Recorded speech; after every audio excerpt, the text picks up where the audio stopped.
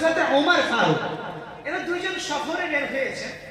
এমন তো অবস্থায় এমন একটা জায়গাতে চলে গিয়েছেন, সেই জায়গাটা অন্ধকার, জঙ্গল, বন, আর সেই জায়গাতে তারা রাত্রি যাপন করলেন। এমন সমাজে তাদের উভয়েরই স্বপ্নদোষ হয়ে গেছে, উভয়েরই স্বপ্নদোষ হয়ে গেছে, তার বীর্য বেরিয়ে গেছে স্বপ্নের মাধ্যমে। তখন হযরত ওমর ফারুক বলছেন, এখন তো ফজরের সময় হয়ে গেল, তো নামাজটা পড়বো না পড়বো না চিন্তা ভাবনা করছে। তিনি বলছেন যে না, আমি নামাজ পড়ে নেব। কি করে? গোসল করব। গোসল করব তো এখানে জল নেই, পানি নেই, কোথায় গোসল করব? তো বলছেন যে বাড়ি গিয়ে যাব, গোসল করে সকালবেলায় স্নান করে নামাজ পড়ব। এভাবে তিনি থেকে গেলেন। হযরত আম্মার ইবনে ইয়াসির বলছেন, না, আমি নবীকে বলতে শুনেছি তোমরা যদি কেউ অপবিত্র থাকো তাহলে তোমরা তায়াম্মুম করে নেবে, সালাত আদা করে নেবে। তোমাদের ওযু নেই, পানি নেই, তায়াম্মুম করে নাও পাক মাটি দিয়ে, সাইদান তাইয়্যিবা, পবিত্র মাটি দিয়ে তোমরা তায়াম্মুম করে নাও, ওযু করে নাও, নামাজ পড়ে নাও। তো এটা ফরজ গোসল। তো নবী ওযুর খাতিরে আমাকে তায়াম্মুমের কথা, ছোট তায়াম্মুমের কথা বলেছে। অতএব ওটা ছোট তায়াম্মুম ওযু, আর বড় তায়াম্মুম করব আমি গোসলের জন্য। কি বড় তায়াম্মুম? আমার শরীরটাকে, হাদিসের কথা, ফাতামাররাগতু কামা তামাররাগুদ দাব্বা, যেমন ভাবে, কেমন করলেন? বড় গোসলের জন্য, ওয়াজিব গোসলের জন্য, ফরজ গোসলের জন্য তার নিজের শরীরটাকে মাটিতে লেপ্টে নিলেন, এটা তায়াম্মুম করে নিলেন আর নামাজ পড়ে নিলেন। দুজনেই ব্যক্তি, হযরত আম্মার ইবনে ইয়াসির এবং হযরত ওমর ফারুক রাদিয়াল্লাহু তাআলা আনহু, সকাল বেলায় নবীর খিদমতে হাজির হয়ে বলছেন, ইয়া রাসূলুল্লাহ, ইয়া হাবিবাল্লাহ, আমরা উভয় দুইজন ব্যক্তি এমন একটি সফরে ছিলাম, সেই সময়তে আমাদের ফরজ গোসল ওয়াজিব হয়ে গিয়েছিল। হযরত ওমর ফারুক তিনি গোসল করেনি, সকাল বেলায় গোসল স্নান করে নামাজ পড়লেন ওযু করে।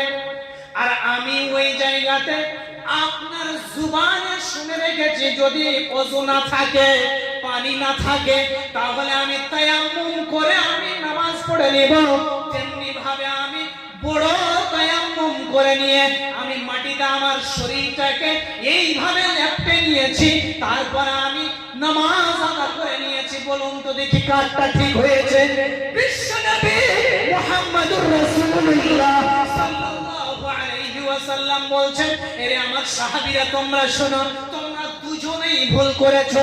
নামাজের টাইমে, নামাজ যখন তোমাদের নির্দিষ্ট টাইমে, ইন্নাস সালাতা কানাত আলাল মুমিনিনা কিতাবাম মাওকুতা, নামাজ তোমাদের প্রত্যেকটা ব্যক্তির জন্য নির্দিষ্ট টাইমে ফরজ করা হয়েছে। কোন ব্যক্তি যদি অপবিত্র থাকে, সঙ্গে সঙ্গে তাকে পবিত্রতা, তাহারাত অবলম্বন করতে হবে, তারপরে তাকে সালাত আদা করে নিতে হবে। আরে হযরত আম্মার, তুমি যে বড় তায়াম্মুম করেছো, এটা তোমার ভুল হয়েছে।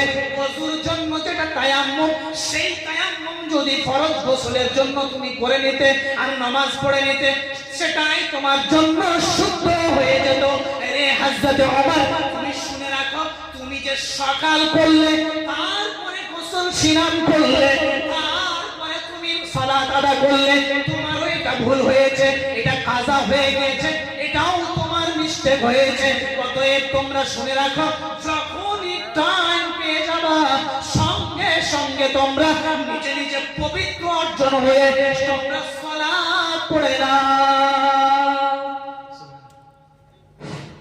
ক্যামেরাম্যান, আপনি যেখানেই থাকুন না কেন, আপনার নিজ স্থানে উপস্থিত হন। ক্যামেরাম্যান, আপনার প্রয়োজন পড়েছে, আপনি চলে আসেন। প্রিয় সুধী মণ্ডলী, এই জায়গাটাতে কি বলছিলাম, এই হাদিসটাতে কি বুঝতে পারলাম? যে আমাদের এদের দুজনের ভিতরে নলেজ নেই, শিক্ষা নেই, তার জন্য নিজের মন মোতাবেক, মন গড়া মতন কি করে নিল, কাজ করে নিল, নামাজ ছেড়ে নিল, কিন্তু শিক্ষাটা জানতে হবে কার? একমাত্র আল্লাহ সুবহানাহু ওয়া তাআলা আমাকে এবং আপনাকে যেভাবে দিয়েছে তেমনি ভাবে জানতে হবে। এই জন্য এরা তো নামাজ পড়ার পরে এরা তো বলতে পারতো আল্লাহর কাছে কবুল হয়ে যাবে, কিন্তু তা নয়। রাসূলের কাছে জিজ্ঞাসা করতে গেলেন যে কবুল হলো কারটা, আমারটা না ওরটা? এই জন্য আল্লাহ তাআলা সূরা নাহলের ভিতরে বলছেন ফাসআলু আহলা যিকরি ইন কুনতুম লা তা'লামুন বিল বাইয়িনাতি ওয়াজ যুবুর। হে পৃথিবীর মানুষ, তোমাদের যে জিনিসটা জানা নেই, জানা ব্যক্তির কাছে গিয়ে জেনে নাও। তাহলে পরিষ্কার হয়ে গিয়েছে আমাদের যে বিষয়গুলি জানা থাকবে না, একজন ইমাম সাহেব, খতিব সাহেব, মুফতি সাহেব, তাদের কাছে গিয়ে কি করব? জেনে নিতে হবে। কিসের সহকারে? প্রমাণ সহকারে। প্রিয় সুধী মণ্ডলী, তাহলে পরিষ্কার হয়ে গিয়েছে যে জিনিস আমার এবং আপনার জানা থাকবে না, সে জিনিস জানতে হবে একজন বিজ্ঞ ব্যক্তির কাছে গিয়ে জানতে হবে। যদি তার কাছে গিয়ে না জানি, নিজের মন মতো মোতাবেক যদি আমি এবং আপনি আমল করি, সে আমলটা আল্লাহ সুবহানাহু ওয়া তাআলার কাছে কখনো গ্রহণীয় হবে না। প্রিয় সুধী মণ্ডলী, তো বলছিলাম যে আমাদেরকে নলেজ, শিক্ষা